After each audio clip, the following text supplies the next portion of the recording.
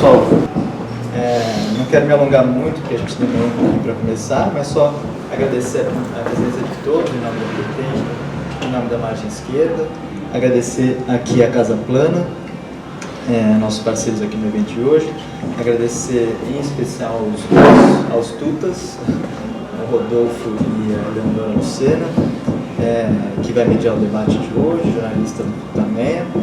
Aproveitar para avisar que o debate está sendo transmitido ao vivo pelo portal Tutameia, online. E agradecer em especial os nossos dois convidados de hoje, João Quartim de Moraes e Leda Paulani. Eles são autores de dois belos ensaios nesse novo número da Margem Esquerda, que está sendo lançado hoje. É um número, para quem não conhece, a Margem Esquerda é uma revista semestral da Boitempo. E o número desse semestre é uma edição especial, está bem bacana. Abre com uma entrevista com a Maria da Conceição Tavares, está super legal. E um dossiê, enfim, sobre o governo Bolsonaro, com 4 ensaios. Depois tem os números anteriores da revista aqui, se vocês quiserem dar uma olhada. Sem mais, passo a palavra para Eleonora. Arthur, boa noite a todos, boas-vindas a todos, Leda, Quartim. Bom, vamos falar aqui do governo Bolsonaro, vamos falar de militares, especialmente economia, acho que são 2 pontos nevrálgicos aí do governo. E queria agradecer aí a Boitempo e a Casa Plana. Eu acho que a gente começa, uns 20 minutos, vocês falam um pouquinho e depois a gente abre para o debate. Você quer começar, Leda?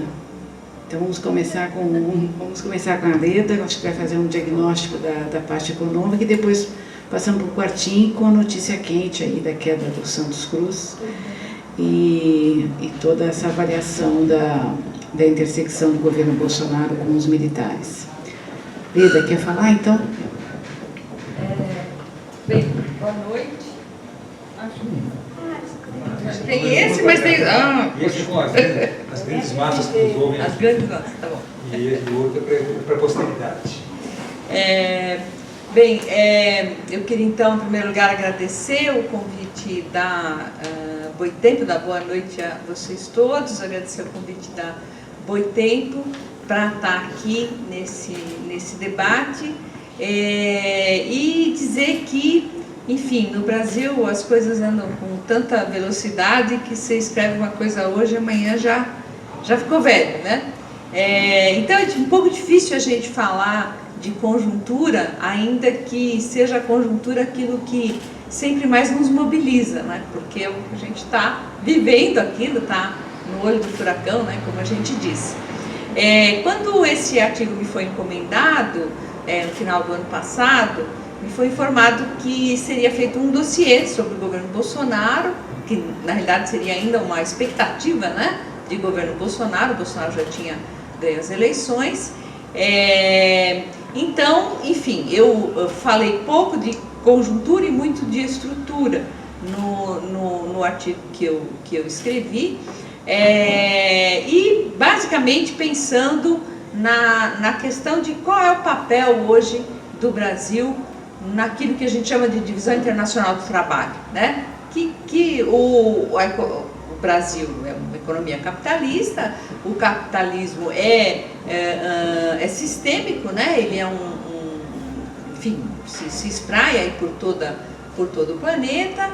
Hoje, depois principalmente da entrada da China no sistema capitalista com força, não há nenhum grande espaço relevante de regiões, de nações ou de populações que estejam fora do escopo da economia capitalista, né? Então a gente tem sempre que se perguntar quais são os liames que conectam o que está acontecendo dentro do nosso país com o que está se passando no nível sistêmico, né? Então eu tive um pouco essa preocupação lá, para dizer, bom, em que momento a gente está hoje. Então, no caso, eu estava escrevendo aí final de 2018, comecinho de 2019, e qual é o momento, né, ou como diz o meu amigo Roberto Schwartz, que horas são no relógio da história, né, onde nós estamos sistemicamente, e quais são, portanto, dados esses dois elementos, quais as perspectivas que se abrem para a economia brasileira, né? Então eu vou um pouco resumidamente dizer o que eu coloquei no ensaio, mas antes vou falar um pouco então da conjuntura que sempre nos motiva tanto, né? Do ponto de vista econômico, eu diria que a coisa mais interessante, mas ruim, né, que tem para ser comentado, são as sucessivas quedas das expectativas de crescimento do PIB, né? Tem um boletim que, enfim, a imprensa noticia muito sempre, que é o chamado Boletim Focus. É um boletim feito pelo Banco Central a partir das expectativas de vários agentes do mercado financeiro, e eles sempre, então, quando inicia o ano, eles dão uma projeção de qual será, na visão do mercado, o crescimento do PIB. E em todos esses últimos anos, sistematicamente tem acontecido a mesma coisa. O ano começa com uma forte taxa quer dizer, uma expectativa de um crescimento forte, tipo, hoje em dia, né, na atual conjuntura, 2%, 2,5% é considerado um crescimento mais substantivo. Então começa com 2,5%, 3%, e ao longo do ano vai caindo, né, e chega sempre lá num resultado sempre muito pior do que aquele que se imaginava no início do ano. O que está um pouco surpreendente este ano é que a velocidade com que caiu a expectativa de crescimento do PIB, né? Então ela começa o ano em 2,5% e ela já está em 1%, né? Isso porque os resultados que já vêm sendo apresentados, tanto o resultado próprio do PIB de 2018, quanto algumas dados que já se tem de 2019, né? Queda do primeiro trimestre, etc., vão acelerando essa expectativa. Mas eu acho que não é apenas o fator econômico que está presente aí, né? Eu acho que a conturbação política e institucional do país, ela afeta diretamente também as expectativas, né? E o mercado absorve isso, principalmente porque tudo isso complica, né, a aprovação daquilo que eles consideram que é fundamental, apesar de que o raciocínio é falacioso, mas como eles veem, né? Eles consideram que é fundamental para que a economia se retome, que no caso, né, o objeto do momento agora é a reforma da Previdência. Como isso vai ficando cada vez mais embananado com as confusões que vão acontecendo, isso afeta, então, também diretamente as expectativas. Mas eu tive comparando, em nenhum ano a velocidade de queda da expectativa de crescimento do PIB foi tão forte, né, em curto espaço de tempo como está sendo esse ano.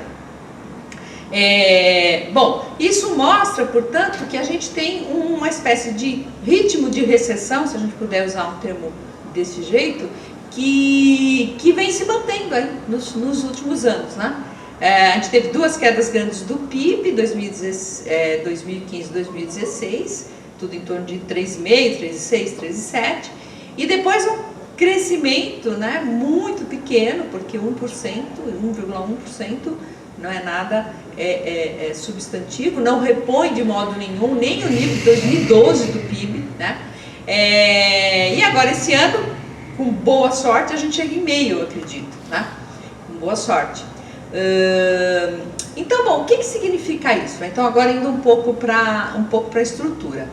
Falando rapidamente, a gente vive desde os anos 70, são várias interpretações do que acontece, do que vem acontecendo com o capitalismo nas últimas décadas. A interpretação que eu abraço, que é a que me parece que faz mais sentido, de uma perspectiva materialista, aquela que enxerga nos anos 70 aquilo que se chama de uma crise de sobreacumulação de capital, né? O que é uma crise de sobreacumulação? É uma crise em que você vai se produzindo sistematicamente um excesso de capital em relação às possibilidades de valorização, né? Ou seja, as possibilidades de valorização genuína, né? Qual seja a aplicação desse capital, né? E a geração, a partir da aplicação desse capital, de um valor novo, de um valor excedente que vai valorizar esse capital. Então, essas perspectivas, elas vão se reduzindo. desde, enfim, do começo dos anos 70, aí como um desdobramento até dos próprios 30 anos gloriosos, que foram o período anterior, né, do pós-Segunda Guerra até o início dos anos 70. Por que então, quer dizer, por que não? Isso acontece depois desse período dos 30 anos gloriosos, então a gente entra nesse período de sobreacumulação. Um autor que utiliza muito essa ideia é o David Harvey, que é um autor, inclusive, aqui da Boitempo, né? Muitas vezes já veio ao Brasil e etc. Ele, para justificar uma outra tese dele muito interessante, que ele vai chamar de novo imperialismo, ele recupera dois autores importantes para explicar essa questão da sobreacumulação.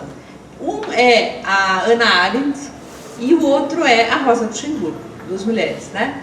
A Hannah Arendt, na realidade, é que recupera a Rosa Luxemburgo, ele recupera as duas, né? Para dizer o seguinte: o Marx, quando ele vai explicar o que é o capitalismo, ele cunha, né, um conceito que é o de acumulação primitiva. O que é a acumulação primitiva? Ele diz, olha, a máquina capitalista, depois que ela já foi posta para andar, ela anda sozinha, né? Os seus resultados são repostos, os pressupostos desse movimento são repostos pelos seus próprios resultados. Então ela tem autonomia. E ele vai então dizer que se constitui aí um sujeito automático e algumas expressões que ele usa. Bom, mas como que ela começou a andar? Alguém empurrou, né? Essa é a ideia, alguém empurrou. E aí é o período que ele vai chamar de acumulação primitiva, aonde vigora o que? A violência, o roubo, né? A escravização de populações, a despossessão e tudo isso. O que a Rosa Luxemburgo percebeu, né? Ela disse o seguinte, olha, isso não é só um expediente do início, né, do capitalismo. Sempre vai ser preciso algum tipo de acumulação primitiva, né, para que ela via onde? Ela via na possibilidade de que o capitalismo fosse englobando, né, os espaços que estavam fora do capitalismo, que se ia criando novos continentes de valorização possível para o capital que se produzia, né? Então, a Rosa, na realidade a frase é da Hannah Arendt, né? Diz assim, que você precisa de algum elemento externo para que o motor da acumulação não pare de repente, né? Então, ou seja, a gente teria ao longo do capitalismo, sempre da história capitalista, sempre expedientes típicos do que seria, que a gente chamaria de acumulação primitiva, né? Que é uma violência, digamos que em princípio, ela é uma violência estranha à violência normal do capitalismo, que é a extração da mais-valia, né? É uma violência efetiva, vamos dizer assim, porque é roubo, né? E isso, enfim, não teria sido aposentado aí a partir do andamento da máquina capitalista. Bom, então, a interpretação dos anos 70, né, é que, e aí eu tenho outros autores como Chenet também, é que o liberalismo que nasce, ele nasce em princípio como uma resposta ao crescimento da riqueza financeira, que se exacerba justamente com essa própria crise e que precisa de mais liberdade, né? A riqueza financeira, ou aquilo que a gente chama de mercadoria capital, é o que mais precisa de liberdade, né? Porque a riqueza financeira, ela precisa ter liberdade para estar hoje aqui na Ibovespa e amanhã está aplicando nos títulos da dívida pública da Tailândia, né? Então ela precisa ter completa liberdade. Naquele mundo que vinha dos anos 70, ela não tinha essa liberdade. Então o liberalismo, ele nasce um pouco por causa dessa grita geral da riqueza financeira que cresce a uma velocidade muito grande por conta da própria crise, né? Mas também, né, ela nasce como uma espécie de resposta ao problema da sobreacumulação, porque se trata aí o quê? De, digamos assim, garimpar novas possibilidades de valorização. Então, o discurso neoliberal, ele vai justamente fazer a difusão, né, da ideia de que o mercado é virtuoso e o Estado é ruim, né, ineficiente, ele sempre compromete a lógica e o jogo capitalista, né? Mas ao fazer isso, o que ele vai propor? Privatizações, por exemplo, nos países, principalmente do terceiro mundo. que é privatização? É você pegar um ativo, um setor, né, uma área que, ainda que sob a forma capitalista, está sob domínio do Estado Nacional e, portanto, tem outras variáveis que afetam o seu desenvolvimento, né, e tirar isso do Estado Nacional e jogar para o mercado. Então, você oferta para o capital privado, né, esta possibilidade de valorização. As políticas de austeridade, elas vão no mesmo sentido. Por quê? Porque ao pregar a política de austeridade, em última instância, sempre o que você faz é constranger a possibilidade de o Estado investir. O investimento público, né, que ele é um gasto discricionário, ele vai sempre ficando para o final, se sobrar faz, né? Ora, quando você impõe resultados primários elevados, quando você impõe uma política de austeridade porque as contas públicas não estão dando o resultado que se espera, né? E esse resultado é importante para garantir a valorização da riqueza financeira, né? Então, quando tudo isso acontece, né, você vai tá impondo restrições cada vez maior ao comportamento do Estado e a política econômica e impedindo no limite os investimentos públicos, que é o que está sendo feito no Brasil, na realidade, nesse último período, desde 2011, né, de fato. Você tem uma queda brutal dos investimentos públicos. No caso aí tem um período Dilma, que é um pouco diferente, mas a gente pode debater depois, se vocês quiserem. Bom, então, privatização, política de austeridade, que é o quê? Resultado primário positivo, política monetária rígida, etc., né? A própria reforma da Previdência, né? A Previdência, ela é o quê? Ela a reforma que está sendo proposta, principalmente essa que está sendo proposta pelo governo Bolsonaro, que é diferente daquela que vinha sendo proposta no governo Temer, por exemplo, ela claramente é isso, ela é vendida como uma necessidade para que o regime geral previdenciário brasileiro, que é um regime público, né, obrigatório, que é pautado pelo princípio de solidariedade intergeracional e social e etc., que ele perca espaço e que este espaço seja concedido ao mercado. Porque o regime de capitalização é uma privatização, né, do mercado previdenciário brasileiro, que é um dos maiores do mundo, e que hoje é dominado pelo Estado. O capital privado tem muito pouca participação no mercado previdenciário brasileiro, né? Bom, então, por que eu falei tudo isso, né? Então, esse é o quadro geral da acumulação capitalista. Quanto tempo eu tenho? Só para... 5 minutos, tá tempo. 5 minutos é suficiente. Então, esse é o quadro geral. Como é que o Brasil se inseriu nessa história? Bom, esse é um processo também, eu não vou ter como explicar agora, mas é um processo também que transformou o capitalismo naquilo que eu chamo de um capitalismo rentista, ou até, se a gente quiser usar um pouco, dizer que é um modo de produção rentista, né, mais do que capitalista convencional, no sentido que o Marx pensou, né? Bom, dentro desse escopo, o Brasil foi vítima, né? O Brasil sempre serviu aos interesses da acumulação capitalista, porque sempre foi periférico, mas a forma como ele serviu nas últimas décadas foi muito particular, né? Primeiro, ele foi, digamos assim, uma espécie de vítima passiva desse processo acelerado de financiarização e que o transformou num grande devedor, né, dos mercados financeiros mundiais, e que se arrebentou com a elevação dos juros em 1979, feita lá pelo Fed americano, pelo Paul Volcker. Pelo Paul Volcker. Muito bem.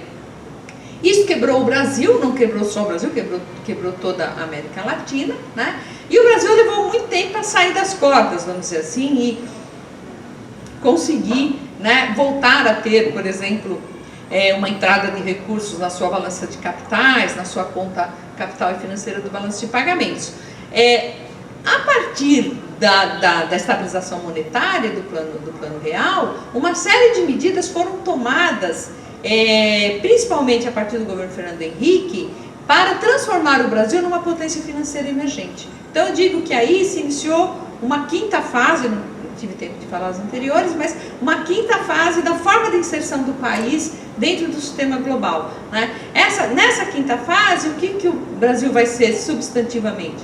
um pagador de renda, né? Uma plataforma internacional de valorização financeira, né? O Brasil foi por muito tempo, ainda é hoje, um dos países em que mais se ganha em dólar no mundo, né? Por quê? Conviveu esse período todo com taxas de juros muito elevadas e com câmbio valorizado, né? E em muitos momentos com perspectiva de valorização ainda maior do câmbio, que afeta os mercados derivativos e aumenta ainda mais os ganhos, né? Então você tem toda uma institucionalidade que foi construída para benefício da riqueza financeira, né?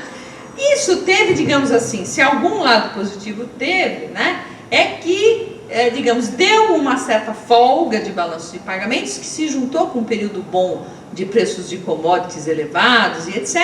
E hoje a gente tem uma espécie de calção, uma espécie de aval externo, que são esses 380 bilhões de dólares em reservas que a gente tem. Só que o preço a se pagar foi extremamente elevado, né? O preço a se pagar foi a desindustrialização do país. E hoje a gente tem, né, a gente vive numa economia primária, né, extrativa, com a destruição quer dizer, a gente está nesse momento em que a questão ambiental está cada vez mais na ordem do dia, nós nos voltamos para trás, né, lá para o século XIX, começo do XX, e voltamos a ser uma economia primária, né, e que vive de extrativismo, basicamente, né? Os bens manufaturados, por exemplo, eles chegaram a ter 60% da pauta de exportações do Brasil. E hoje ele tem 35%, né? O resto dos 10 maiores bens mais exportados, 8 são bens primários ou da indústria extrativa, mineral, né? Então, é uma economia extrativista, é uma economia sem preocupação com a necessária acoplagem tecnológica, que só vem com a produção de bens de maior valor agregado, de bens chamados bens superiores, né? É uma economia que gera só empregos de baixos salários e precários, né? E uma economia que, no limite, com um governo, né, com um governo de esquerda, via políticas sociais, você redistribui a renda, você faz algum movimento aí benemérito no sentido de reduzir desigualdade de renda e de riqueza. Aí você pega um governo fascista, isso vai, o resultado vai ser exatamente o oposto, né? Então, a gente não tem, digamos, uma estrutura da economia brasileira que possibilite uma redução efetiva da questão da desigualdade hoje, né? Porque, na realidade, o que a gente conseguiu nos governos anteriores do PT acabou rapidamente se esvaindo. Já tem dados aí mostrando como que a desigualdade já retornou, etc, né? Então, esse governo é um governo ultraliberal, né? É um governo que leva as últimas consequências a esse mote de reduzir o Estado para dar espaço ao mercado, né? O que, junto com o caráter fascista, só vai aprofundar essa situação, né? Só para terminar, um último minuto, os investimentos, eles não decolam, os investimentos privados, os investimentos públicos não têm a menor condição de serem retomados, e com isto não há expectativa que se sustente para que a economia seja retomada, né? Então, quando o senhor Paulo Guedes vem dizer que se a reforma da Previdência for aprovada, né, o emprego vai bombar,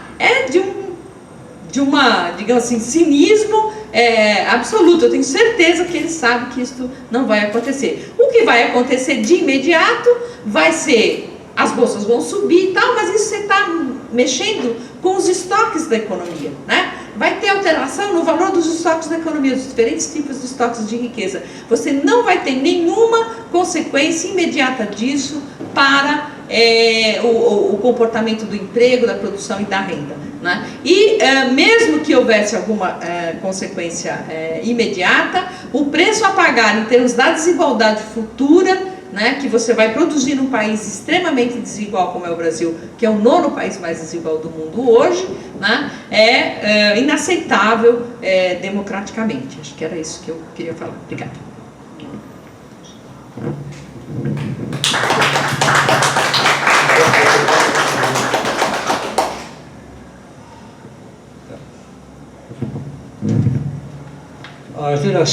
As duas gerações que viveram o golpe de 64 os que eram mais jovens, os que já estavam na maturidade,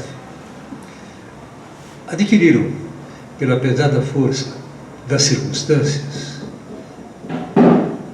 uma visão político-institucional na qual a intervenção militar, golpe, ditadura, era um fator negativo por excelência, e que o restabelecimento da democracia implicava a tal volta aos quartéis, o controle das Forças Armadas. Isso era uma obviedade, era um consenso.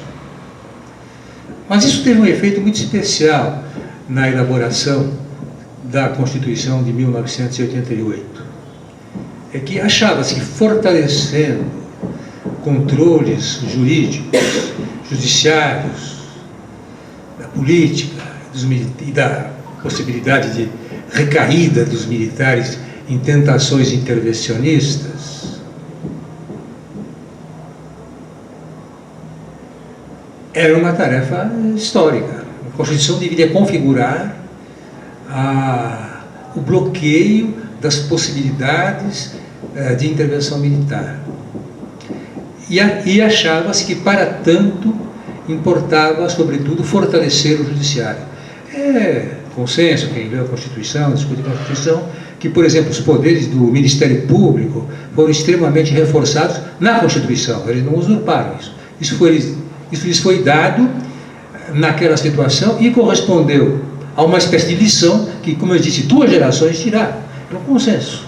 É preciso aumentar a força das leis, dos controles legais, das instituições portadoras da atribuição de controlar a legalidade de comportamentos, inclusive dos militares, e pronto. Na verdade, é um quadro que funcionou de um modo frágil, não diria precário, mas frágil.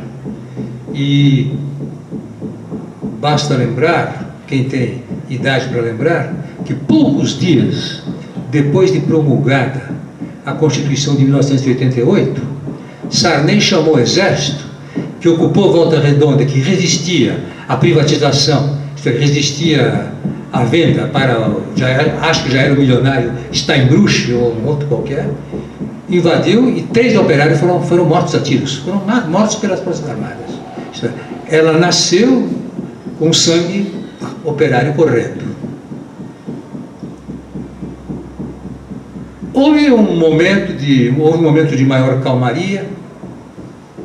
Notou-se, por exemplo, que em toda a confusão que aquele playboy do agronegócio e da oligarquia alagoana, o Collor, ele armou, o exército, a cúpula militar ficou silenciosa. Praticamente não deram palpites. Mas a experiência do governo Lula, com uma política relativamente inovadora e com alguma audácia de redistribuição de renda, só isso, criou uma dinâmica que deu muita força às ideias de esquerda, às ideias democráticas de esquerda, cultura de esquerda, e o PT, que era o partido que, mais do que qualquer outro, encarnava isso, era o partido do Lula, ou é ainda o partido do Lula. Então, se nós formos pesquisar um pouco, já há sintomas de inquietação militar desde o governo Lula. Eu não vou interromper aqui, até porque eu não quero citar, mas eu tenho aqui, se quiserem olhar depois, uma declaração desse famigerado general Heleno, em 2005, atacando o governo fortemente por causa da tal política indigenista. Com um argumento, que é um argumento que não é um disparate, mas que é um argumento usado de má fé nas condições brasileiras, de que você criar regiões autônomas de indígenas na fronteira, você está criando pretexto para daqui a uma geração ou 2 ter aí um levante autonomista e tal, e uma potência estrangeira intervir. E o argumento não é um disparate, porque nós estamos cansados de ver que esse é um método de intervenção imperialista. Você fomenta uma insurreição e depois você intervém para pacificar. A paz de cemitério importa para uns e a paz do colonial para outros. De modo que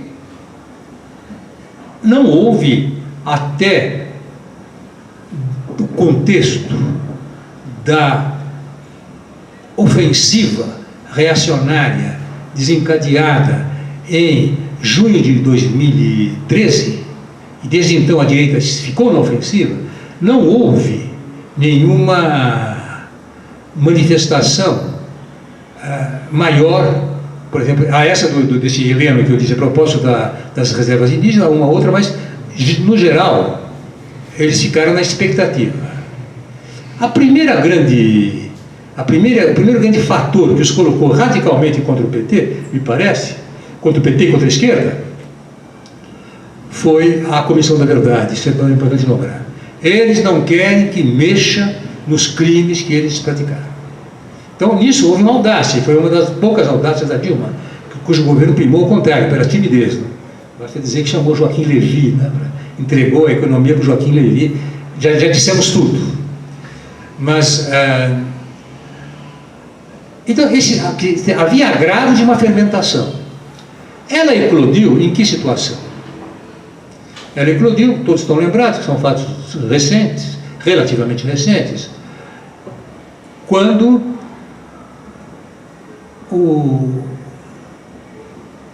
a caça ao Lula, o cerco ao Lula, foi se configurando com mais e mais clareza.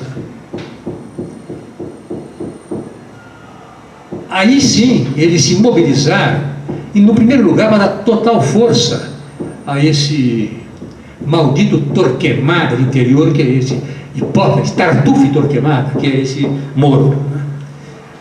Para dar toda a força a ele.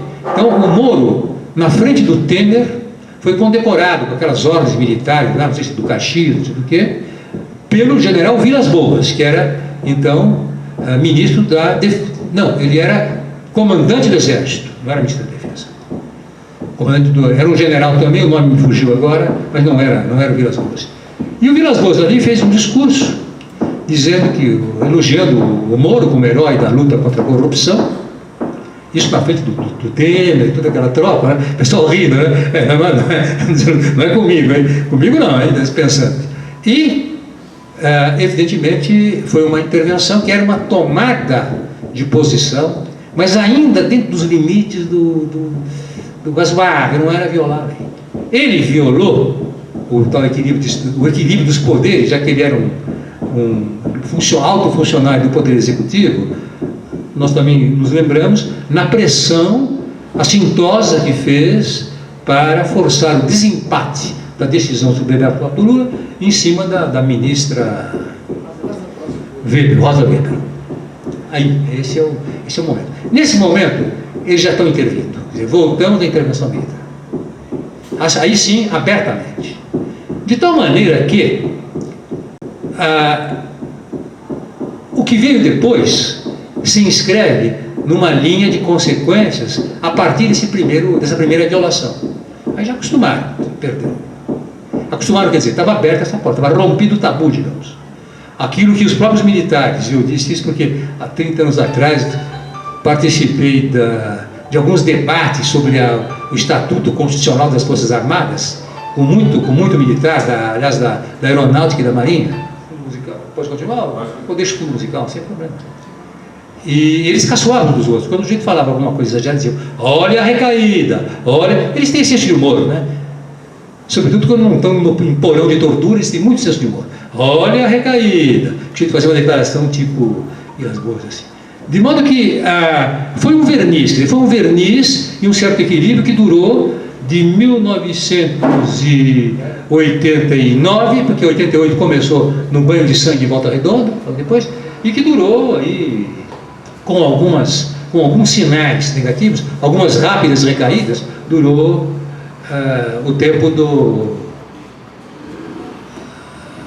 tempo da contraofensiva reacionária e fascista desencadeada em 2013. Eles aí se animaram. Mas a questão básica é a seguinte: qual foi o polo dinâmico dessa contraofensiva? O movimento de massa, e esse movimento de massa foi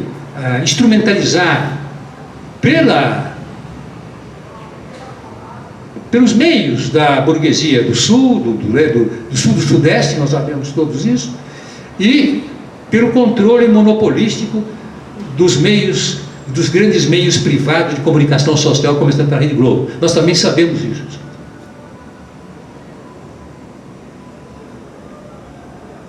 E quem foi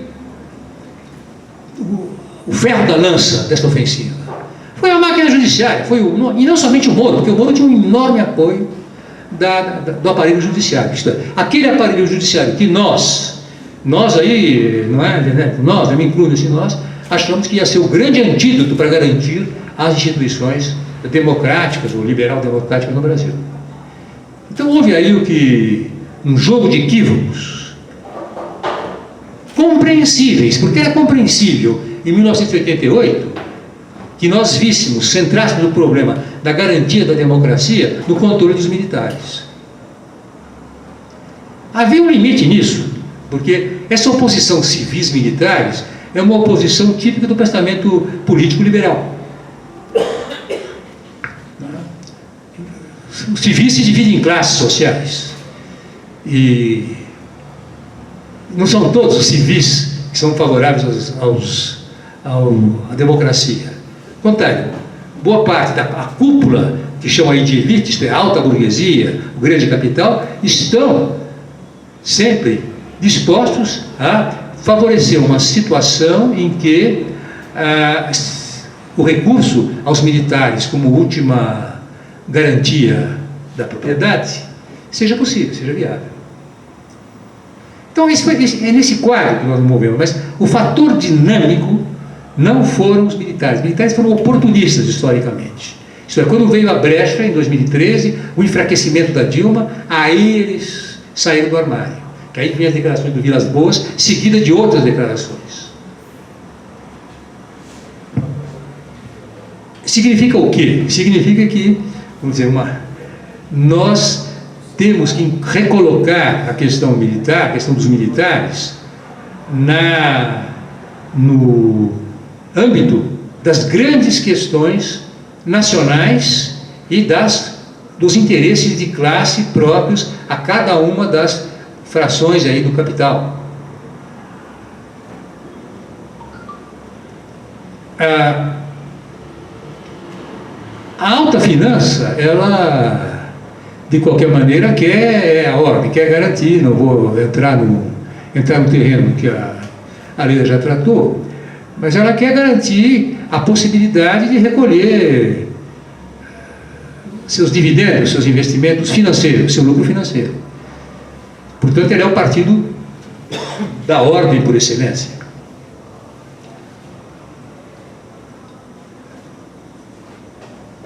Os militares não coincidem, a máquina militar, a militar não coincide exatamente com isso. E o que é curioso é que, em relação à ditadura militar, houve um nítido retrocesso programático. Considere-se que, por exemplo, que nos anos 70, sob o governo Gás, no Brasil tinha uma política externa não somente independente, como até audaciosa. Reconheceu a guerrilha angolana como movimento representante do povo angolano, entre outros. Denunciou o Pacto Militar Brasil e Estados Unidos e sofreu um ataque contundente da alta burguesia paulista, Fiesp e Caterva, porque estava estatizando demais. Então foi uma grande campanha anti-estatizante, fez enquanto isso em 77.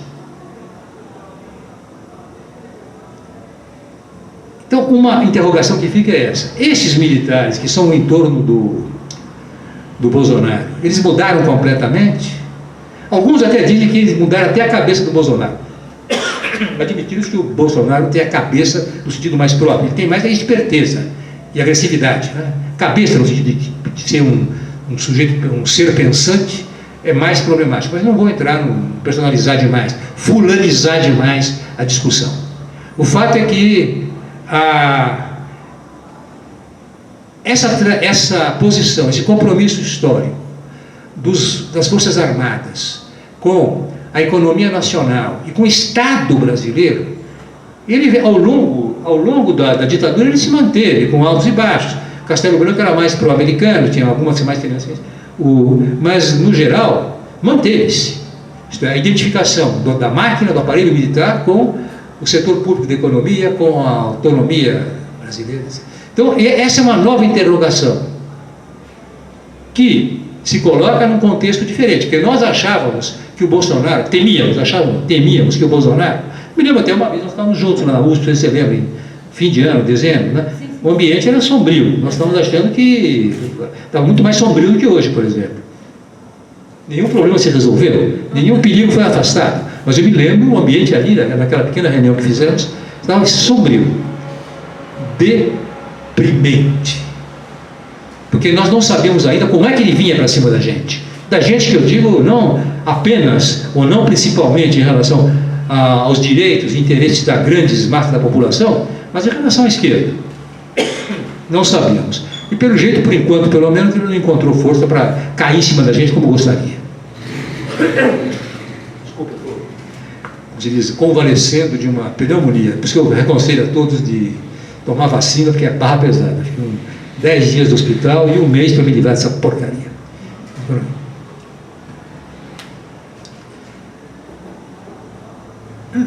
Eu vou chegando perto aqui, chegando quase perto do finalmente, tá bom? Quase perto do finalmente. Você quantificou então, quase perto do finalmente, assim. Eu não conheço alguém que tenha uma solução clara, precisa, rigorosa, abrangente sobre a transmissão da cultura de uma corporação ou de um povo, etc. Como funciona isso? A gente tem uma ideia de uma geração para outra, o peso. Então é muito difícil saber como o exército, as forças, a cúpula militar, o pensamento militar, com essa entidade, essa intelecto aqui no CBI, como daquele nacionalismo de direita, não era nacionalismo, era uma defesa do interesse nacional perante o imperialismo, como virou esse bando de estafetas do imperialismo, essa coisa quase ridícula de oferecer base de graça, fazer oferecimentos. É que vou falando, vai dando comichão na garganta, clássica. Esse oferecimento de base sem troca, isso é uma vontade de servidão, uma servidão voluntária que esse Bolsonaro professa. E que está talvez ligado, então aí é duas pistas só. Uma é a percepção, uma percepção de que, contrariamente às expectativas dos neoliberais, da direita e dos muitos desapontados, desiludidos, que viraram a casaca com a derrocada da URSS, no começo dos anos 90, contrariamente a isso, naquela época o vigente me dizia, não adianta, fulano, dizendo para mim, né? Os americanos ganharam. Peraí, os americanos ganharam. Como se... Mas, na verdade, a relação de forças, a relação militar, portanto política de forças hoje, no planeta, é em algum sentido até mais favorável ao anti-hegemonismo estadunidense do que era, por exemplo, no começo dos anos 70, quando o confronto sino-soviético foi uma abertura, abriu grandes possibilidades de reconstrução da hegemonia estadunidense, a despeito das derrotas que estavam sofrendo, tanto na frente econômica, foi o momento em que o dólar deixou de ser conversível em ouro, e o dólar caiu, eu estava na França, eu vi o dólar afundar, e americanos chorar naquelas agências de turismo, né? They want my money, they don't want my money. Porque caiu assim por exemplo, o dólar valia 6 francos, foi para 3 francos, um negócio assim. Ficaram apavorados. Durou pouco. Mas também no terreno militar, que foi a derrota vergonhosa, para eles vergonhosa, perante o heróico povo vietnamita. Então, naquele momento, quer dizer, a despeito dessa derrota terrível dos estadunidenses, o confronto sino-soviético era uma beleza, rachou o campo socialista. Hoje, o campo socialista, eu continuo aí, talvez diverjamos, quer dizer, não estou negando que tem capital na China, não. Mas para mim a China é um país socialista com forte setor de. Mas enfim, isso também é outra discussão, que serve esse programa. Não é o socialismo dos sonhos, mas o socialismo no duro. Quer dizer, controle do Estado pelo partido e controle do partido sobre a economia, no interesse do desenvolvimento acelerado. É isso. É um caminho para o socialismo. É o caminho que funciona, que tem funcionado depois da derrocada da URSS, que vinha diferente. Muito bem, então eu já passei o 5. Então eu concluo assim: é possível que a percepção de que a relação internacional de esforço pelo militar, com a aliança sino-soviética, e outros grandes países asiáticos, consubstanciada nos acordos de Xangai, no Tratado de Xangai, assuste bastante os estrategistas do imperialismo estadunidense. E que nesse medo da esquerda, do comunismo, esteja essa visão, que toscamente é expressa pelo Bolsonaro querendo parar de vender soja, etc., querendo romper com a China. Mas isso é insuflado pela direita estadunidense. Bom, esse é o quadro. Então, nesse quadro, eu diria, o importante é o seguinte: eu não seria capaz, como disse, de, nessa mudança da ideologia militar, que não é nem a primeira, e quem sabe não será a última, nessa mudança, há elementos de história cultural e história política que seria importante aprofundar, sempre sabendo da dificuldade de ver como é que uma tradição ou uma mentalidade coletiva se altera, muda. Eu trouxe aí 3 livrinhos publicados sobre isso, mas são livrinhos que estão aí para vocês olharem, os que tiverem curiosidade. Mas a parte dessa iniciativa da Boitempo de fazer esse texto sobre a questão militar, que eu acho que é o mais atual que saiu, há muita coisa correndo aí no virtual, né, na internet. Muita coisa interessante, mas não há nada sistematizado. E um livro que saiu há 2 anos, eu creio, pela Expressão Popular, é um livro interessante, mas é um livro assim de múltiplos autores, tem 15, 20, não sei, e cobre todos os aspectos. Quer dizer, um estudo centrado sobre isso que eu disse, que é a ideologia militar, e como ela se configura atualmente, de que herança ela recebeu e que herança ela recusou, é algo que merece levar adiante, até para entender como vão se desdobrar esses confrontos entre a ala abertamente fascista e o núcleo militar do governo Bolsonaro.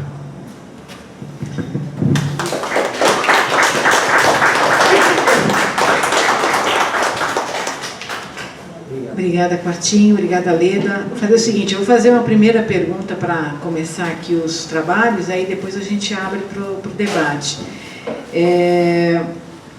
Eu queria perguntar para o Quartinho, que falou desse retrocesso programático, se esse é um governo, dá para dizer que é um governo tutelado pelos militares ou não, se essa tese ele concorda ou não. E para Leda, talvez para o Quartinho também, eu queria que vocês falassem um pouquinho sobre resistência a esse quadro todo. Amanhã tem uma greve geral marcada e é uma incógnita aí saber como é que vocês enxergam a resistência ao governo Bolsonaro, se ela está mais forte, mais fraca, não é tudo que se esperava. Como é que está essa disputa? Bom, eu acho que para a gente falar desse momento atual, no que diz respeito à resistência, talvez seja bom a gente recuperar um pouco o que aconteceu depois do golpe. Quer dizer, o próprio golpe, né, de uma certa forma, eu acho que ele teve menos resistência do que a gente gostaria que tivesse, né? A esquerda se mobilizou e tal, mas de fato não tinha um impacto, um respaldo na população, né, como um todo, que não se mobilizou contra esse golpe, enfim, esse passar por cima da institucionalidade do país, simplesmente para tirar uma presidenta, um partido, etc. E, a partir daí, a situação mudou muito pouco, né? Mudou muito pouco. O governo Temer foi absolutamente bem sucedido, eu diria, né? Foi um governo de sucesso. Porque o sucesso do governo Temer não ia se medir pelo crescimento do PIB, nem pela redução da desigualdade, nem pela, né, política de educação, nada disso. O sucesso do governo Temer ia ser, ia se medir pela capacidade que ele viesse a ter de fazer aquilo que o golpe pedia que fosse feito, que era o quê? Resgatar aquela agenda liberal puro sangue, né? Sem os arroubos sociais da política do PT, né? Sem um fortalecimento do Estado que implicitamente acabava acontecendo por força dessas políticas sociais de alto impacto que os governos do PT faziam, né? Sem a política externa de não alinhamento mais direto e imediato com os interesses americanos. Então, tudo isso, né, eram coisas que, quer dizer, o governo Lula foi um governo ambíguo, os governos do PT, porque eles, de uma certa forma, deram continuidade àquilo que eu chamei de institucionalidade voltada para o benefício da riqueza financeira, né, e que dificulta sempre você estruturar um crescimento e uma economia a partir dos setores produtivos. Mas, de outro lado, eles acabaram se diferenciando, por exemplo, dos governos Fernando Henrique, por conta dessas políticas sociais de alto impacto e de algumas coisas que fizeram, de fato, mais à esquerda, como política externa, né, capitaneada pelo nosso querido amigo Celso Amorim, por exemplo, eu acho que o fator de maior rebeldia, se a gente pegar todo o período dos 13 anos que o PT ficou no governo contra o enfoque neoliberal, não foi aquilo que se chama de política neodesenvolvimentista, etc., do período Dilma. Foi o PAC, feito pelo Lula, né? O PAC foi uma ousadia contra as ideias do neoliberalismo, porque ele fez um pacote gigante de investimentos públicos, né? Estruturou um pacote muito forte de investimentos públicos. Eu lembro sempre que ele dizia uma coisa que até me desagradava muito, porque é uma metáfora da qual eu gosto muito pouco. Ele dizia: eu já fiz a lição de casa, né? Porque ele tinha feito a política monetária, fiscal, etc., liberal, né? mais realista que o rei, né? No início do governo dele, como quem dissesse: olha, já resolvi aqui o problema da expectativa de volta da inflação, das contas públicas, tem resultado primário positivo, então agora eu vou fazer aquilo que eu acho que tem que ser feito. E fez o PAC, né? O PAC, claro, não é nem sombra do que foi, por exemplo, o segundo PND dos militares lá do Geisel, em termos de tamanho, do que representou para a economia brasileira. Mas no quadro que vinha se desenhando, né, desde meados dos anos 80 para diante, foi uma ousadia, né? Mas bem, então, fiz um parênteses grande aí para dizer o seguinte, né? Uma série de problemas que aconteceram no final do governo Dilma, que acabaram, e o erro dela maior de chamar o Levi, acabaram aprofundando a crise, abrindo espaço político para o impeachment. A população como um todo não reagiu, não resistiu a isso. Eu acho que, em primeiro lugar, porque o contexto era de crise econômica, um desemprego elevado, né? Então tudo aquilo que normalmente põe as pessoas contra o governo, então o governo está caindo, não faz muita diferença para, digamos, para a população menos informada politicamente, né? Então essa é a primeira razão de não ter tido resistência. A segunda razão, no meu entender, foi uma despolitização que aconteceu nos próprios governos do PT, quer dizer, não houve uma preocupação de fato. Acho que aí pesa um pouco também o estilo conciliatório do presidente Lula, né? Mas não houve uma preocupação clara de politizar as iniciativas que estavam sendo feitas, né? De não perder os vínculos que o PT tinha com as suas bases originais e com as bases novas que foram sendo criadas. Se a gente aceitar as teses do André Singer, por exemplo, né? O que ele vai chamar de lumpen lá, um conceito que ele traz lá do Paulo Singer e tudo mais. Mas, enfim, esses vínculos, né, que estavam na base da criação do PT, meio que sumiram.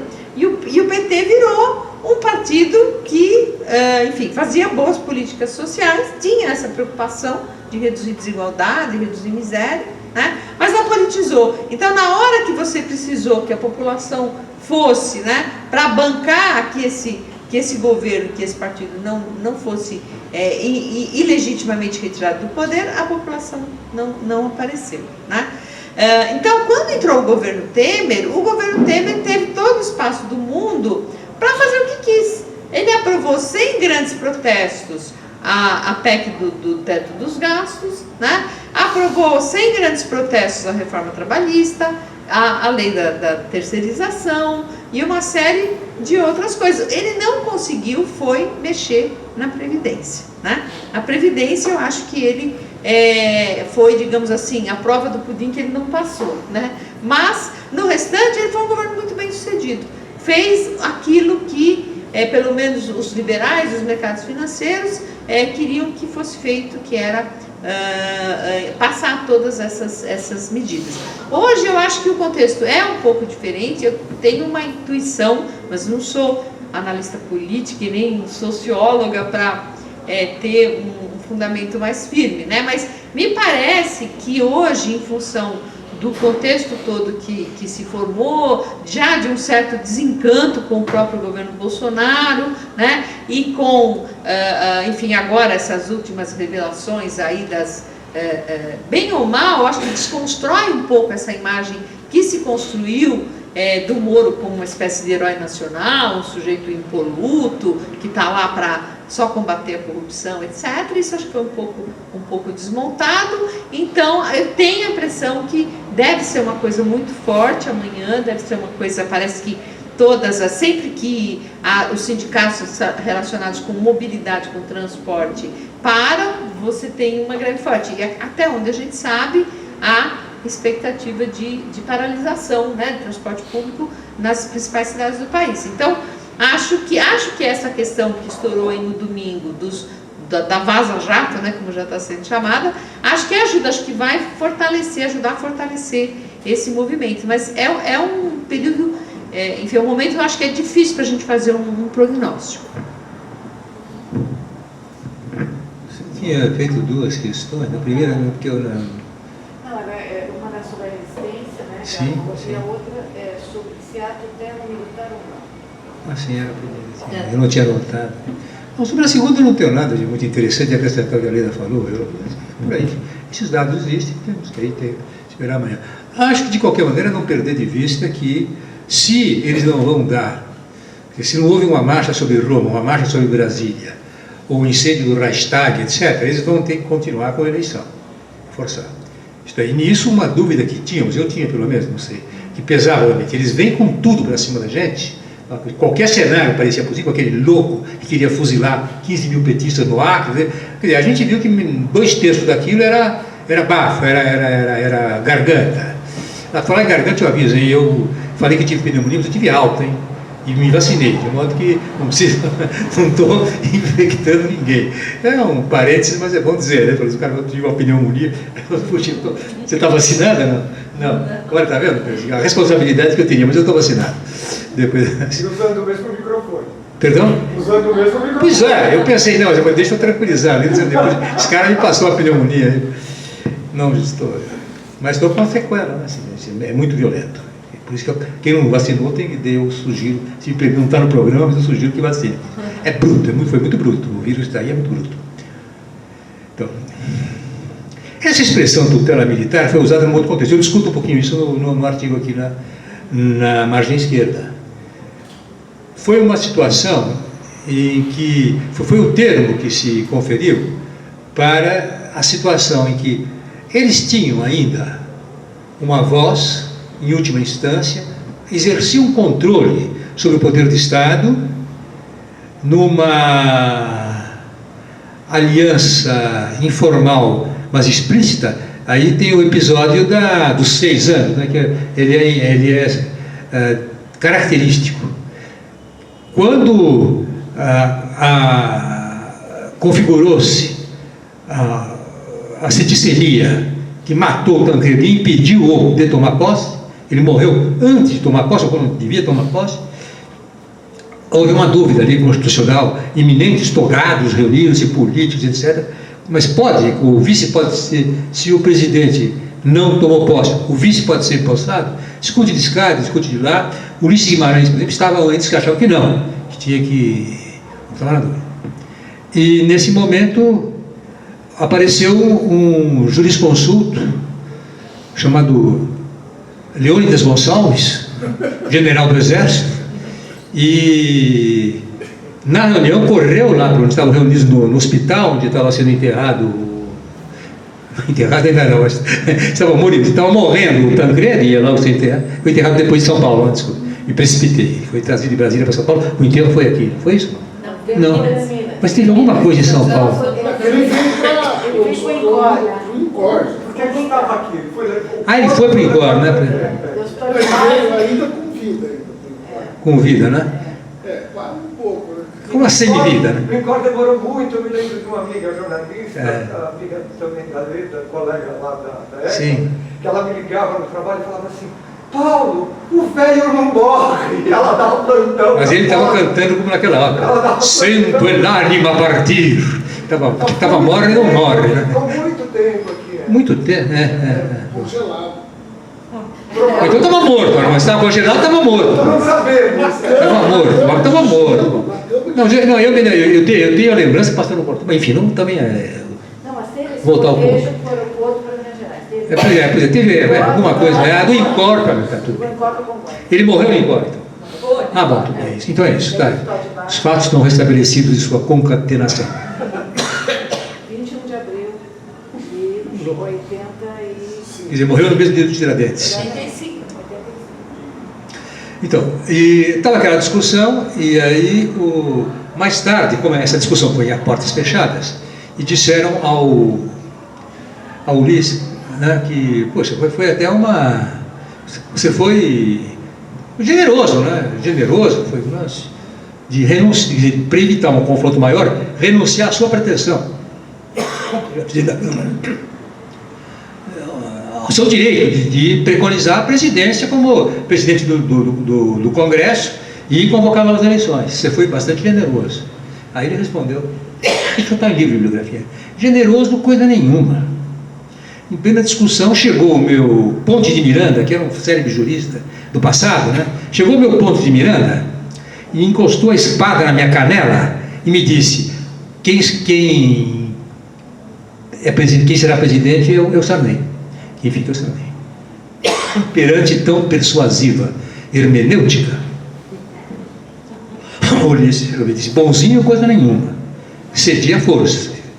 Mas pior, é possível também que, enfim, se pode até especular nessas ideias das probabilidades, se o curso dos acontecimentos tivesse tomado um outro rumo. Não sei, acho que não é o caso de entrar aqui. Agora, o fato é que, na medida em que ele garantiu ao Sarney a presidência, pesou muito nessa decisão, ele foi um homem forte, contestável do regime, dos bajuladores, contestável do regime, Leônidas.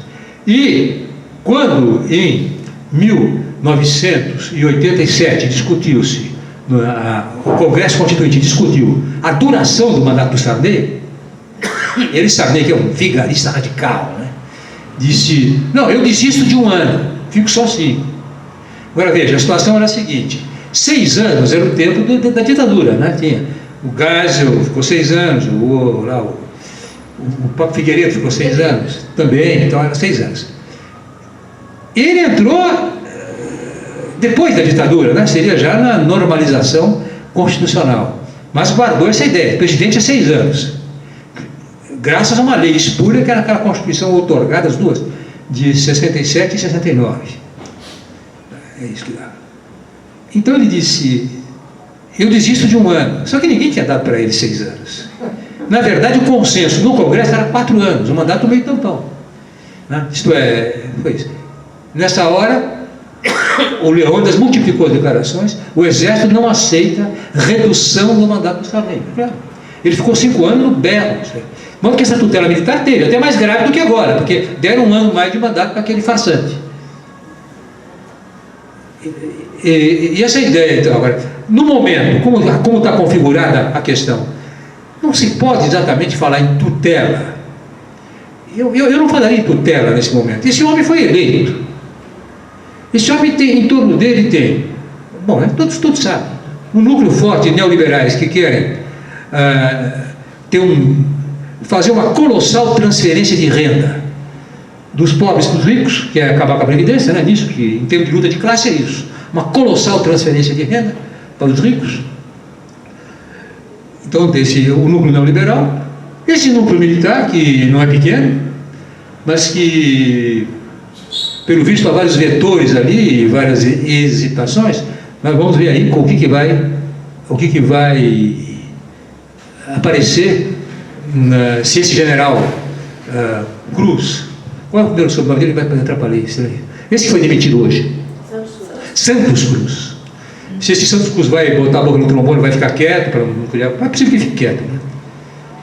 E qual foi? Isso aí nós teremos mais notícias, então não vou especular. Mas o fato é que entre esse núcleo fascista do guru lá de Richibonde, é o guru de Richibonde, e é um grupo que tem seguidores aqui fortes, e esses são fascistas, não usam o termo de fascismo, o nome histórico disso é fascismo. Os militares, que têm uma relação ambígua, mas que curiosamente nós não temos nenhuma ideia até que ponto aquele vínculo de princípio das Forças Armadas com o Estado Nacional, é disso que eles trabalham, subsiste ou se eles viraram realmente como se fosse uma arma, um exército de ocupação. Eu acho complexa, a questão não deve estar resolvida para eles, não deve estar resolvida. Bom, vamos abrir então para as perguntas. Quem se anima aí? Quem abre os debates? A professora Leda falou sobre o processo de despolitização, mais crise econômica, que talvez explicar no governo petista, que talvez explicaria a não adesão da população, a população não vai às ruas efetivamente lutar contra o golpe, né, do Temer. Ao contrário, grande parcela da população, principalmente aqui no Sudeste, né, no Nordeste a questão era bem diferente, vai às ruas aí bater panela pelo impeachment, né. Essa análise compactuo, né? Mas eu queria ouvir da professora Leda também a importância dos meios de comunicação, quer dizer, na minha opinião, mas eu acho que a professora Leda pode explicar melhor, o governo petista, quando a professora Leda fala de despolitização, eu acredito que o governo petista ele se afastou dos movimentos de base, contraditoriamente às suas políticas públicas, né, que deveriam aproximar os movimentos de base. Ele acabou abrindo mão de uma mobilização, não sei porquê, eu não sei em que processo, como se dá, mas houve uma desmobilização desses movimentos de base. Ele acaba se afastando, portanto, do movimento de base, ou ao contrário, os movimentos de base acabam se afastando do governo petista, né? Contraditoriamente, por conta das políticas públicas, por isso a palavra é contraditória, né? E os meios de comunicação aproveitam essa brecha e começam a se sofisticar na campanha neoliberal, né? Sofisticação que chega ao máximo com o uso das redes sociais aí nas eleições que nós acabamos de ver, né? Então eu queria ouvir um pouco da professora Leda como combinar isso e trazer essa combinação para a greve de amanhã, que na minha opinião, eu sigo no Twitter, eu sigo o Carluccio, o Bolsonaro, eu sigo toda a direita. Carluccio é um amigo do Queiroz, é isso? Carluccio é o número 3. É o 03. E assim, não há uma linha. Flavinho. Não há uma linha. O Flavinho é o 01. Não há uma linha. A impressão que dá nas redes sociais e nos grupos de WhatsApp de direita que eu frequento é que assim, não está convocada uma greve para amanhã. Há um desprezo absoluto em relação a isso. E a mesma coisa, no mesmo sentido, como a comunicação, nesses 2 últimos dias, está tentando virar também a questão do Morogate. Tá? Então eu queria ouvir da professora Leda esse ponto. professor Quartim, eu queria ouvir o seguinte: eu gostei muito de um termo que o professor usou, que é a servidão voluntária ao imperialismo americano. Adorei a servidão voluntária, né? Entrega quartel, entrega base aérea, vamos invadir a Venezuela, tal. Eu achei muito bom o termo servidão voluntária ao imperialismo americano.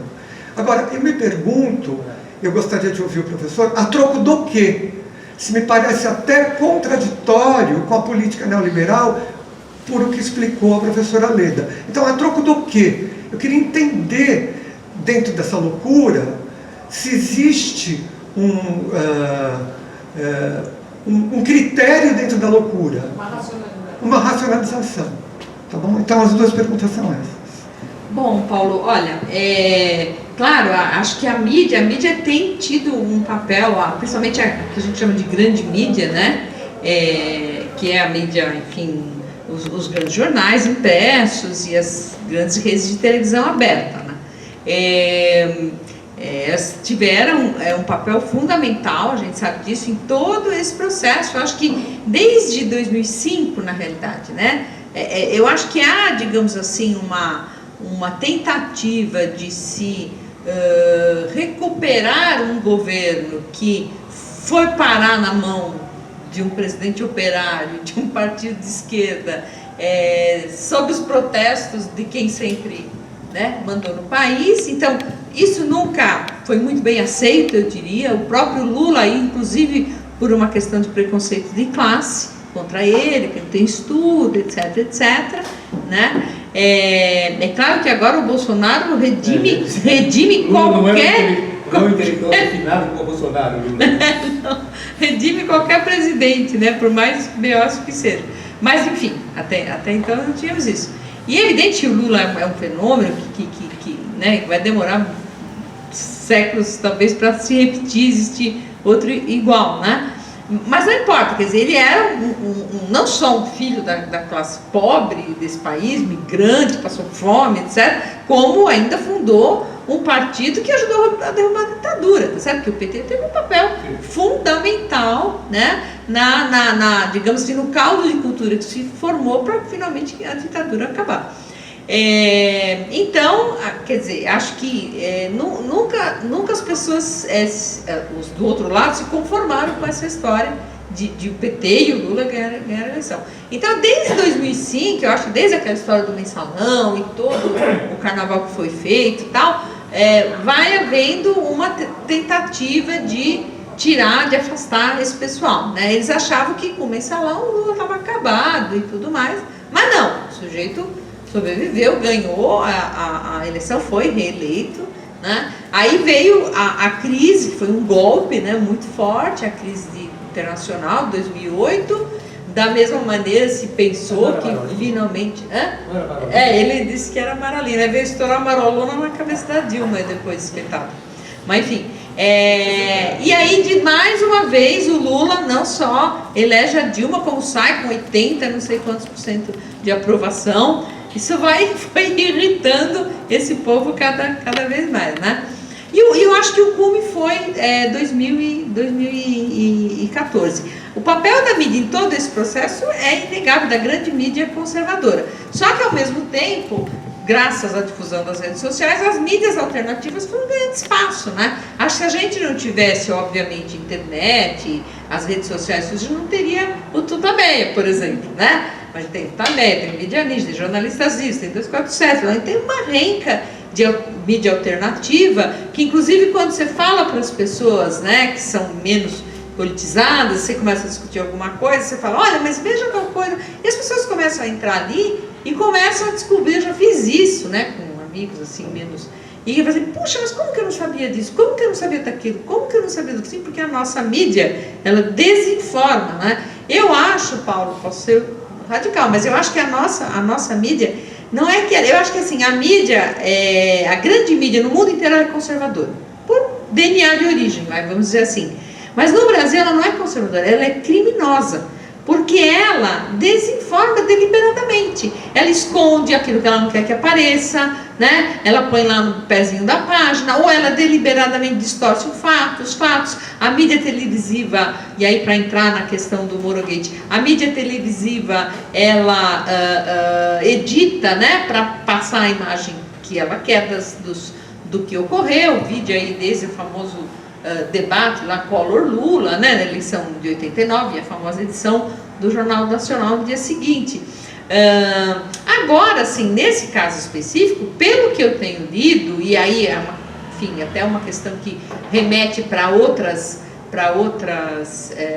seadas, né, mais políticas mesmo, parece que só a Globo é que está insistindo numa forma de cobertura que dá mais espaço e mais importância para o fato de os conteúdos que estão sendo divulgados terem sido obtidos de forma ilegal ou por hackers, enfim, de uma maneira que não seria aceitável, do que propriamente para os conteúdos que estão sendo vinculados, né? E realmente, eu hoje, por um acaso, alguém me mandou um Jornal Nacional, por exemplo, né, fazendo a seguinte análise, acho que foi até no GGN, no site do Nacif, que alguém fez essa análise. Olha, o Jornal Nacional, a vida inteira, ele foi da seguinte forma: ele começa a primeira parte, o espaço é para aquele que é o assunto do momento, seja ele nacional ou internacional.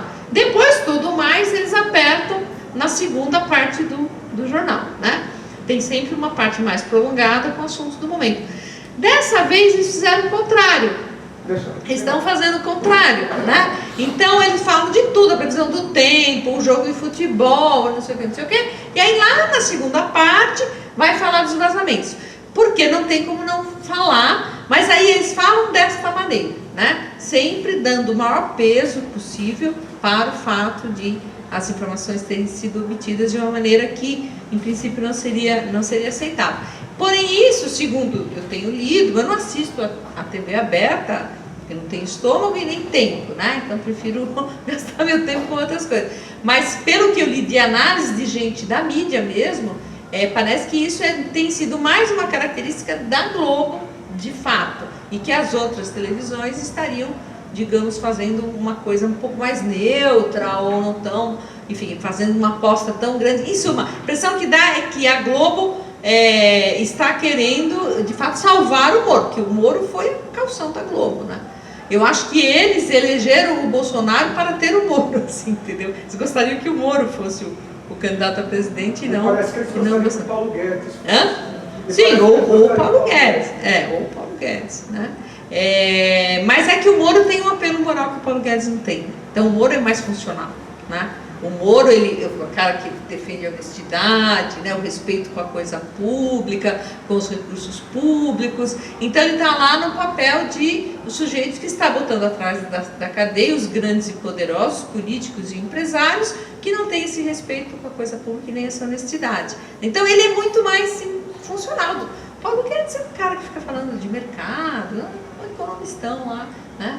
Eu tenho a impressão que é isso, né? Então eu acho que, enfim, acho que uma parte difícil do nosso processo de democratização realmente é esse enorme papel que ainda a televisão aberta tem, e a Globo tem especificamente, porque tem lugar desse Brasilzão afora aí que a única coisa que chega lá é a Globo, e está acabado, não chega mais nada, porque as outras televisões ou têm antenas ruins ou sei lá o que, né? E ela realmente a mais assistida. O Jornal Nacional continua sendo super assistido.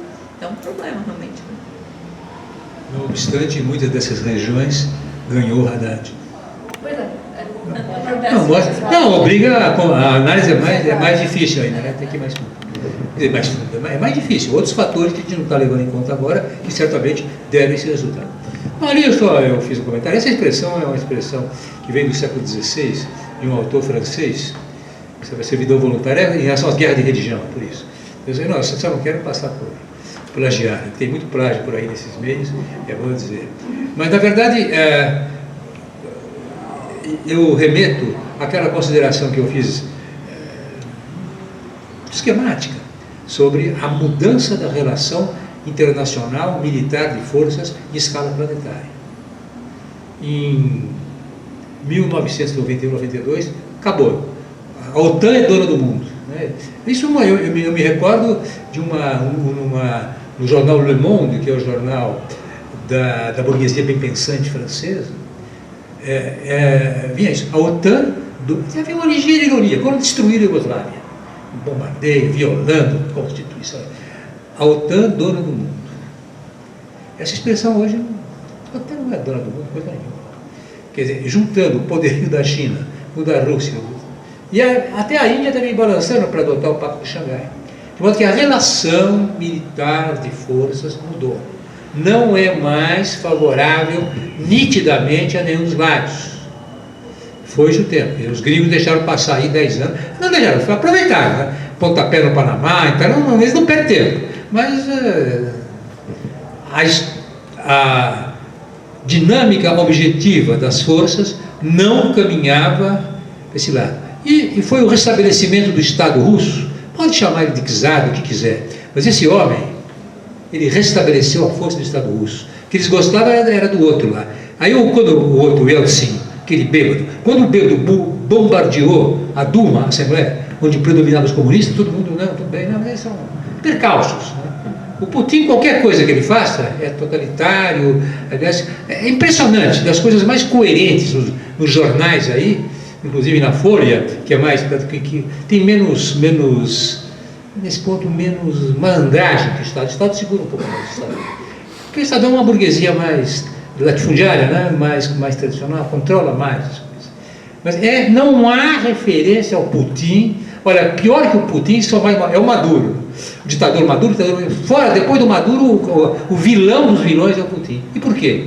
Qual foi o crime dele? O grande crime, que incomoda mesmo? Restabeleceu o poderio do Estado russo. É isso. E com isso ele modificou a correlação planetária de força. Isso aqui é o meu ponto. De modo que qualquer... Então, é menos uma servidão voluntária em alguns. Eu acho que no Bolsonaro, porque ele é um caipirão. Se analisar o Bolsonaro, é ignorante, um caipirão, um bobão, né? Ele é um bobão esperto, claro, tem esses paradoxos, né? Um bobão muito esperto na política, mas ele é um bobão. Qual é o seu horizonte? É um cara que, data vênia, desculpa a frescura do exemplo, ele come pão com leite condensado. O que você vai esperar de um cara que come pão com leite condensado? Assusta, eu fico assustado com isso. Pior do que é isso. Você vê o patamar cultural desse sujeito. Ele veio porque eles tinham ali, virou, tomou uma facada, ou não tomou uma facada, é isso. E nesse ponto também o exército, quer dizer, as Forças Armadas estavam ali numa defensiva de 20, 25, 30 anos. Voltam para o governo, estão aí cercando o governo. Então é evidente que por mais que muitos desses militares saibam que ele é um idiota, que ele é um inconveniente, que ele é um primata, mas tem o reconhecimento que estão lá por causa dele. Então, são elementos, é uma trama muito complexa, muito nó, muito fio por aí. Então, arriscar. Agora, eu acho que ele certamente é servidão voluntário, né? Porque ele é deslumbrado com os gringos. E ele é sinceramente apavorado com a ideia, e ele tem uma percepção disso, de que os chineses estão muito fortes. E aliás, com a Rússia, isso, ele sabe, também não é tão difícil sacar isso. E eles explicitam isso.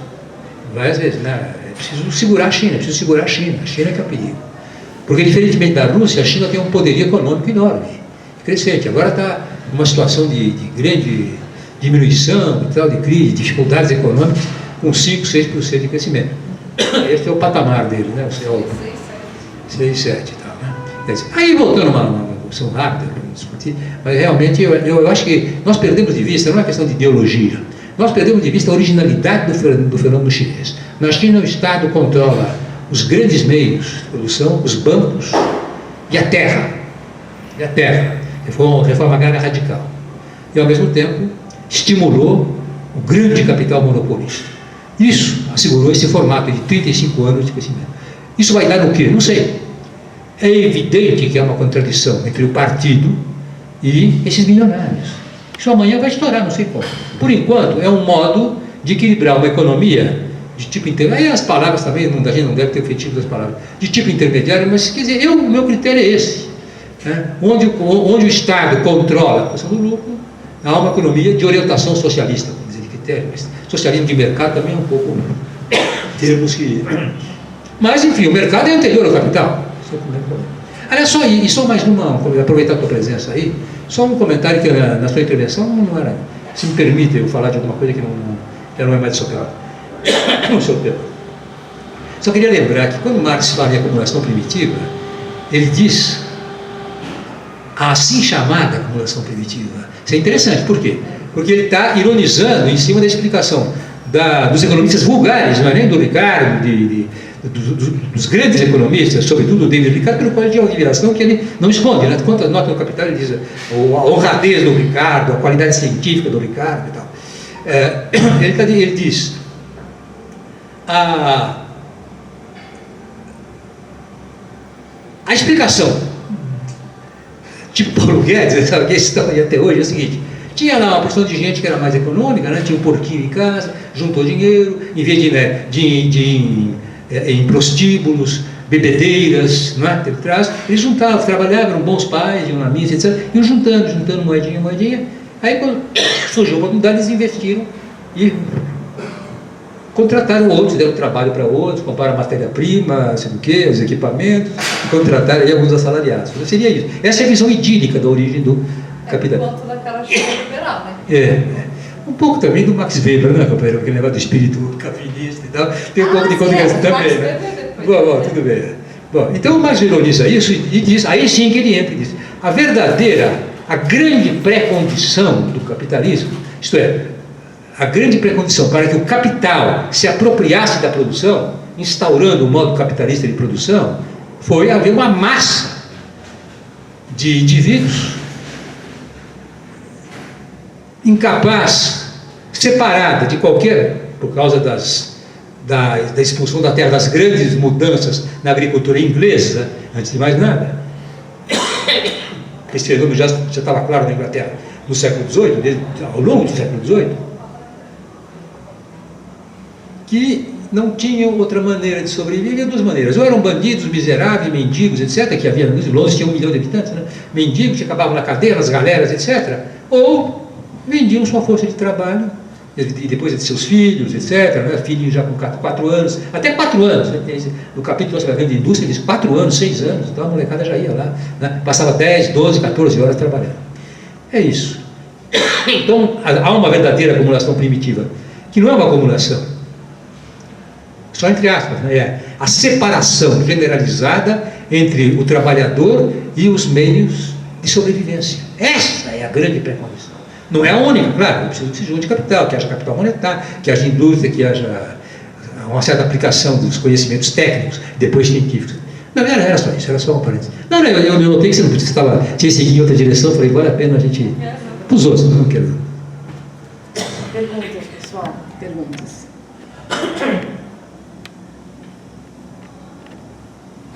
Se ninguém tiver, eu tenho uma partinha. Ou se ninguém tiver pergunta, pode dar respostas também. Já falou perguntas? É verdade. Respostas também pode dar. Dá uma resposta. Não, resposta não, vou fazer um comentário, vocês comentem se quiserem. É sobre a ausência de resistência, ou ausência não, a frágil resistência ao golpe. Eu queria acrescentar 2 ou 3 elementos. Né? Ao golpe qual? Né? Ao golpe de 16. A derrubada da Dilma. A derrubada da Dilma. Um primeiro elemento é o seguinte: a Dilma não convocou a população para defender o mandato dela. Esse é um primeiro elemento muito importante. Ela confinou a disputa com a direita no interior das instituições do Estado. Confiou no Cardoso. Confiou no aparelho jurídico, confiou no Congresso Nacional, etc. Né? Isso é um elemento muito importante. Né? Ela não convocou a população para defender o mandato dela. Um outro elemento que eu acho importante é o seguinte: eu não penso que o conjunto da classe burguesa tenha mantido uma desconfiança grande, nunca tenha aceitado Lula, e aí na primeira oportunidade de crise deram um empurrão no governo do PT. Na crise do mensalão, o Paulo Scaff, que foi um protagonista do movimento a favor da Dilma, ele defendeu contra a Dilma, pelo impeachment da Dilma,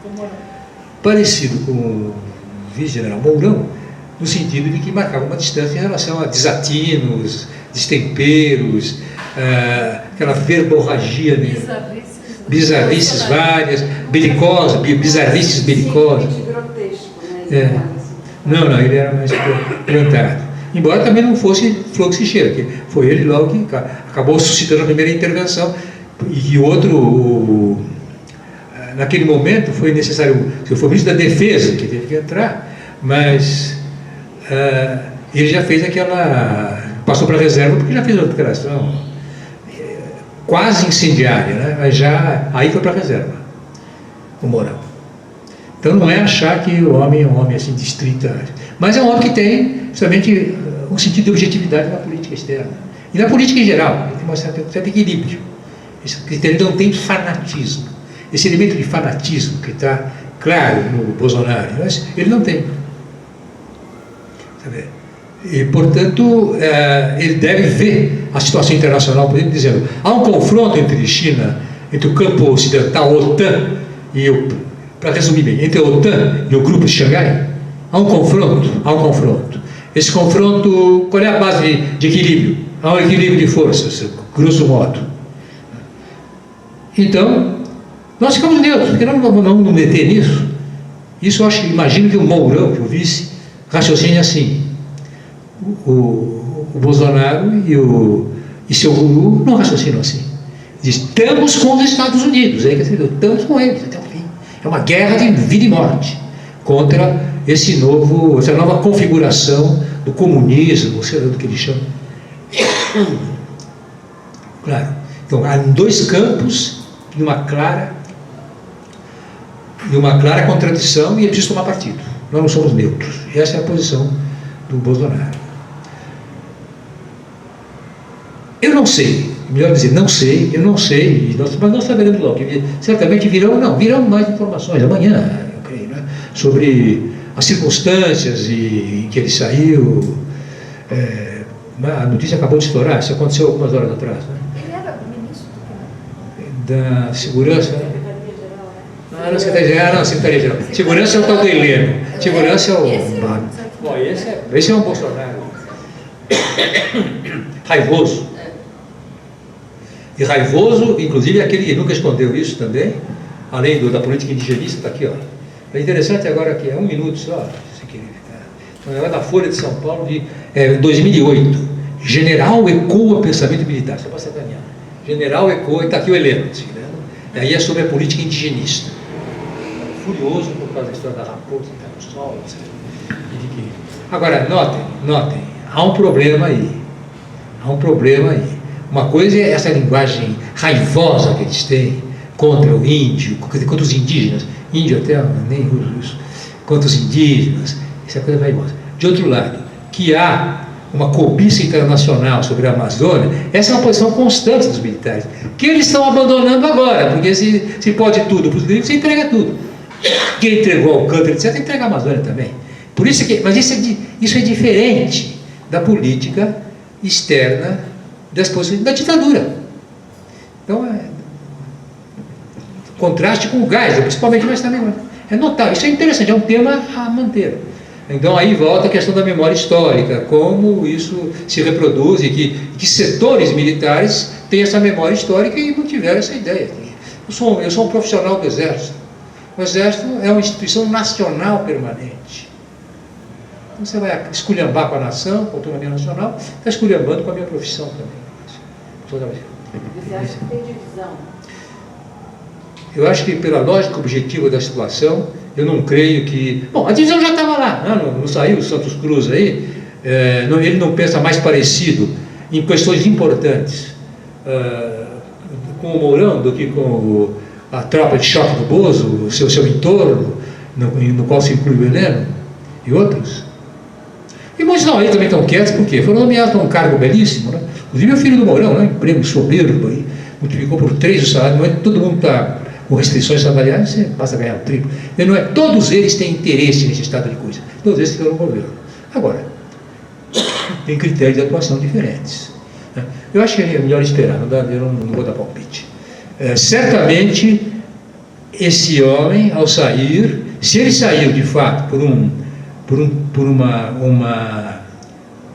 confronto, claro, muito bem, vou colocar no lugar dele, não sei, nem sei quem é o que colocar no lugar dele. Da ativa, sim, mas qual é o que apita ele toca, né, ideólogo? Perdão? Mas não pode ser assim, então ele vai passar para a reserva, então.